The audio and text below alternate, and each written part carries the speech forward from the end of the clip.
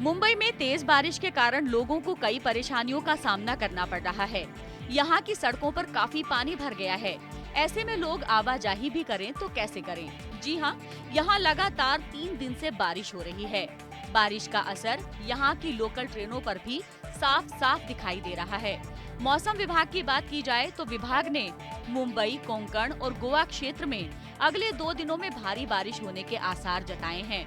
मौसम विभाग ने तेज बारिश होने के अनुमान के मद्देनजर मछुआरों को समुद्र में नहीं जाने की चेतावनी भी जारी कर दी है। अगर बात करें ठाणे और वसई विरार बेल्ट की, तो यहाँ काफी ज्यादा बारिश हुई है। मौसम विभाग के मुताबिक यहाँ अगले 48 घंटों में भारी बारिश होने की संभावना है। वहीं गुजरात के वलसाड जिला के उमरगांव के भिलाड़ में भारी बारिश के चलते कई इलाकों में काफी पानी भर गया है। तेज बारिश के चलते कई घरों में पानी भी घुस गया है, जिसके बाद स्थानीय प्रशासन लोगों को रेस्क्यू कर बाहर निकाल रहा है।